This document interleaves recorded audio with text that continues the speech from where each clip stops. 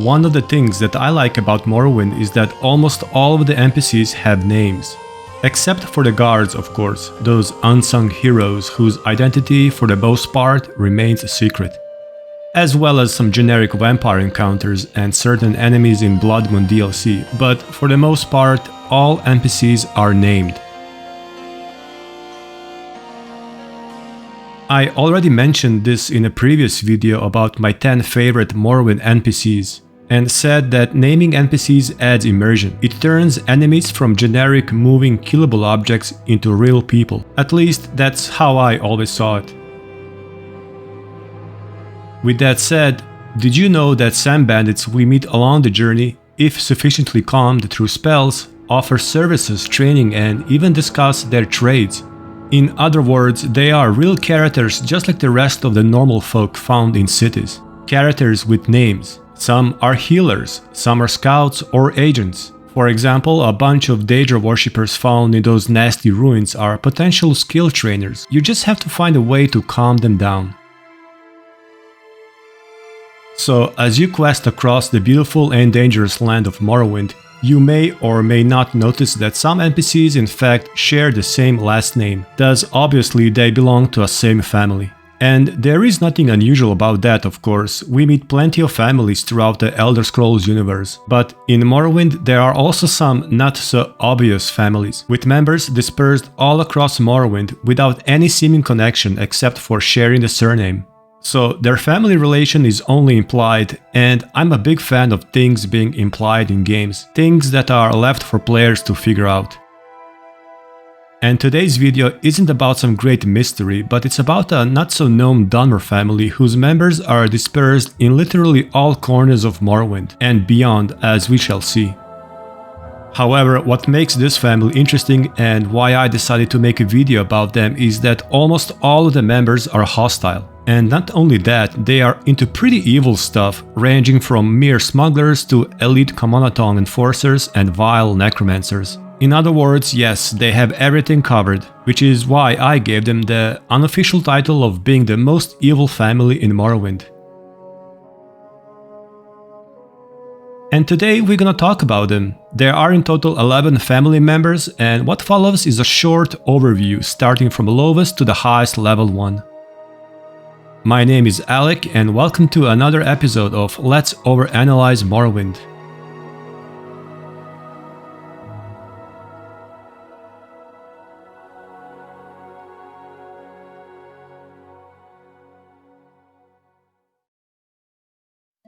Meet Rinori Ieniths, a humble level 1 assassin currently staying in Surirolk, a small bandit cave located just northeast to the Dunmer stronghold of Rotheran. It's a funny name, as is the case with many caves and ruins found in Morrowind. I am not quite sure what it means, but I believe that Sur means dusk in Dunmer. In any case, I'm quite sure that there's a prosperous career lying ahead of this charming young girl surrounded by a really cheerful, positive community of thieves, warriors, barbarians, and other well-mannered dark elven folk. And there's even a Nyx hound, sort of a local pet. However, we are here today for a reason. Rinori, you see, has a family, Ieniths family, which has no less than 11 members that are encountered in-game. Ieniths family is special in that almost all members are hostile to the player. In fact, only one of them is friendly to us, which explains Rinori's not-so-nice attitude. So at the beginning of the list we have Rinori, chilling among the unusually low-level gang of smugglers. Especially for being located so far into the island of Vvardenfell, where we would expect somewhat higher-leveled foes. However, I have a theory. I believe that gang of smugglers and assassins located in this cave are only a branch or an outpost of a larger criminal group based in the Dunmer stronghold of Rotheran. As we have said, Surirolk cave is literally next to Rotheran, and there we actually have another Ieniths family member, Rolls Ieniths. Rolls is higher level, so we will talk about him later, but it's good to mention him now because this potential connection between him and Rinori is one of the rare instances of two family members possibly working together, not including the brothers at the top of the list, obviously. Next we have Galdres Ieniths. Galdres Ieniths is yet another assassin in the family. He is a member of a small smuggling company located in a cave of Punamu on the northern shores of Lake Amaya, between Pelagiat and the Dran plantation. At level 3, he is actually a highest level enemy and awaits the player deeper within the cave. There are again some Nyx hounds as well, interestingly enough. I guess bandits have a special talent for domesticating these bug-eyed, blood-sucking predators of Morrowind. Now, I will again propose a theory that due to the proximity of Dran plantation, these guys are part of a larger organized crime syndicate. Or else, they would risk operating so near the big guys. And of course, there are members of Ieniths family on the Dran plantation, so again we have this implied connection. Cave itself is nothing special, although it does have few secret areas containing raw diamonds. There is a skill book and a standard amount of potions, scrolls, drugs and other items you would expect to find in such a cave. And by the way, the meaning of cave's name, Punamu, escapes me, although Pun should mean no name, so perhaps a nameless cave? Another interesting note perhaps is that the another bandit located in this cave, the Rhina Lervu, belongs to the Lervu family, which is mostly allied to the house Redran. And one of its members is Ernse Lervu, a monk and a master trainer in blunt weapon mentioned in the book Halgard's Tale. It's a small world after all. Next on the list is the only non-hostile member of Ieniths family, Mundrila, and this could very well be the only interesting thing to note here. She is a level 7 pilgrim located at the Pilgrim's Rest in Molag Mar. She is not related to any quest and has no specific unique dialogue, so by all means a truly most generic, useless NPC, right? Well, could be. Or she could be somehow related to someone we meet in Skyrim 200 years later, but more on that later.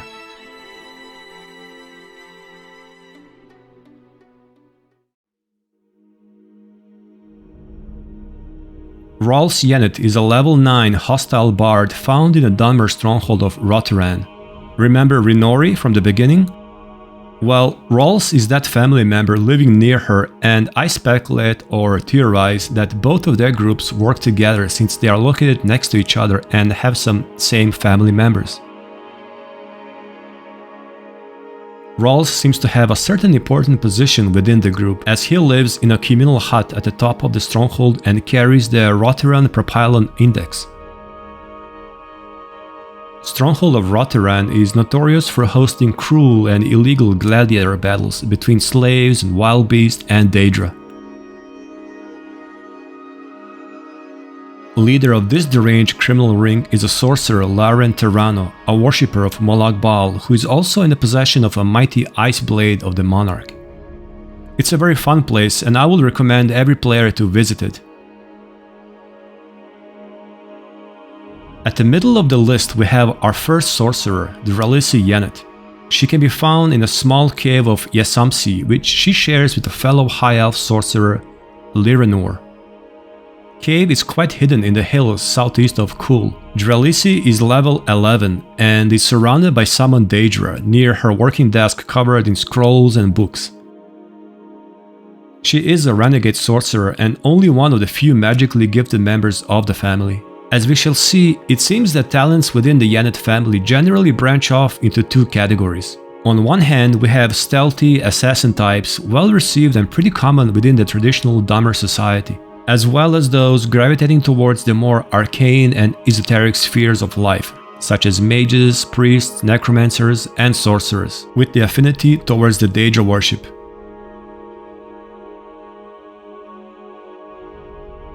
Dinuro Ieniths is a level 12 priestess and a member of a cult of Molag Bal worshippers at Bal Ur, north of Suran. This cult is, by the way, led by a powerful witch, Derar Hlervu, who is one of the selected few capable of helping the player in curing the vampirism. Dinuro is a typical representative of those Ieniths who gravitate towards the renegade Daedra cults and is a very gifted magical user. Bal Ur, to my knowledge, means first stone, since Bal means stone and Ur usually stands for first or primal. This name certainly references the myth of Bal Ur being the birthplace of Molag Bal, at least according to the book Vampires of Vardenfell. So accordingly, here at the heart of Molag Bal's cult, we find yet another member of Ienith family. Site and the cult itself is protected not only by higher-ranking summoned Daedra such as Dremora and Golden Saints, but also by raised undead creatures and a group of Nord barbarians who could very well be Molag Bal worshippers themselves.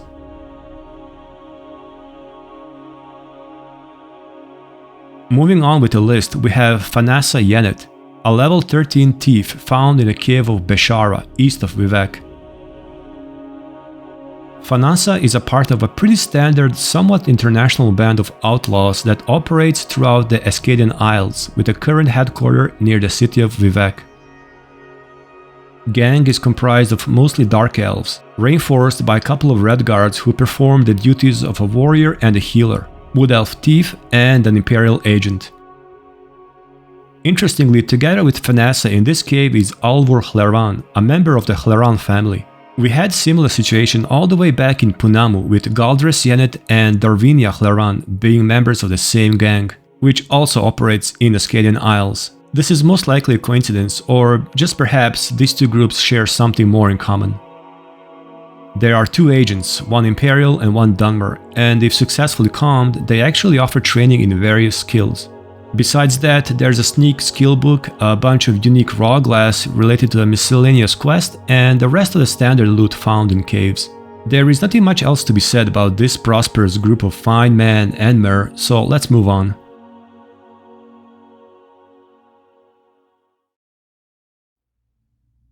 To find our next Ienith member, we must go to the ancient Daedric ruin of Almur Balarami, because, that's right, we have another foul Daedra worshipper.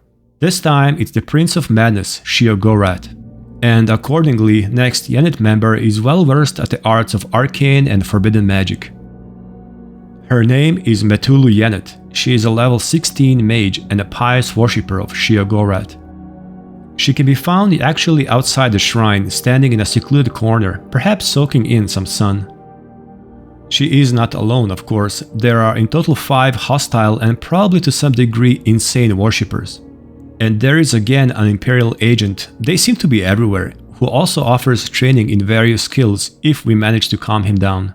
We can also find another Redguard healer, this time it's Kamas, as well as a Dunmer battle mage and a sorcerer.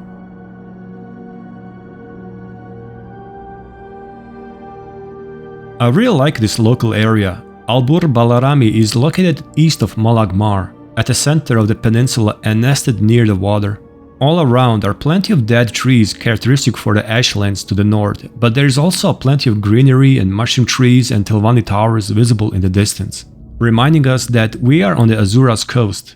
It has a good relaxing vibe.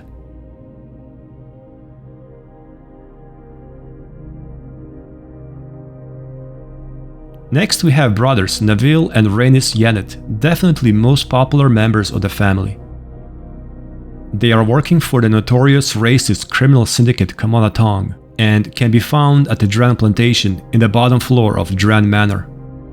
Now, as for the Dran plantation, there is really a lot that can be said, and I'm still deciding to perhaps make a separate video, a sort of an overview and analysis of Dran plantation, a largest and most important farm on Wardenfell.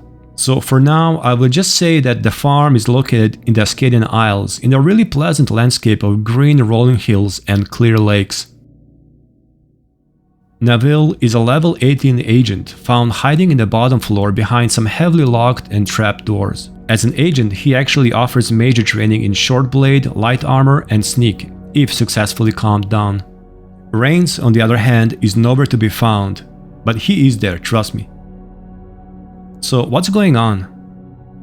Well, you may remember me saying that Navil is hiding behind locked doors. The reason is actually very simple. Brothers are actually wanted dead by both Morag Tong and Thieves Guild, making the Ienith brothers sort of a superstars throughout the Wardenfell criminal underground community. You see, Kamonatong is in war with the Thieves Guild, and killing Kamonatong's best enforcers, Navil and Ranes Ienith, would significantly cripple the organization. And there is even a theory floating around that Duke Vidam Dran ordered the assassination in order to weaken his brother's criminal organization. But of course without killing Orvas Dran. And that is perhaps a story for another time. So, Navil and Ranes are Kamanatong's best enforcers and secret assassins, working from the shadows and silently killing whoever needs to be killed. And they are so secretive that, as I said, one of them is literally nowhere to be found. Ranes is not even in the game until we attack either Navil or Orwas Dran himself, which will make him magically teleport right behind us. Quite a cool trick. Ranes is a level 15 assassin, so slightly below Navil, but equally dangerous. Both brothers carry enchanted blades that paralyze and poison, so they can be surprisingly difficult to encounter for an inexperienced player.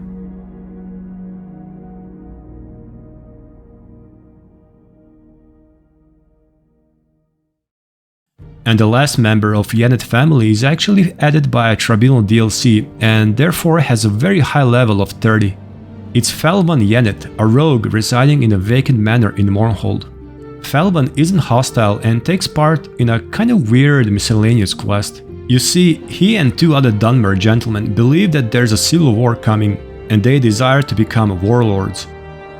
In order to do so, they will request from a player a number of enchanted weapons and other items, usually worn by other NPCs, which means player will have to go on a killing spree. Felvan is actually somewhat unsure if this is the right thing to do, and there's an option to convince him and another member of the gang to surrender to the guards. They can be found in a jail later on, thanking us for helping them to do the right thing. And of course, there is always an option to just obtain all the items and equip the gang with all the desired enchanted toys for a war to come. So no matter the option, we can classify Felvan as a villain, although not as plain evil and hostile as most of the other family members, with an even optional redemption arc. So these are the Ienith family members found in Morrowind, all 10 of them in the main game and one found in DLC. I think they can be quite rightfully be titled as one of the most evil families of Morrowind. They also have a family ancestral tomb located in the Grazelands, not far from a Dunmer stronghold of Fallen Serrano. Now, before the end, I want to mention another Ienith member, who is this time found not in Morrowind but in Skyrim. Skipping 200 years or so into the future, we meet Aranea Ienith, a very devout priestess of Azura, an elemental mage and even a potential follower. That's right, Skyrim gives us a chance to have our own Ienith follower.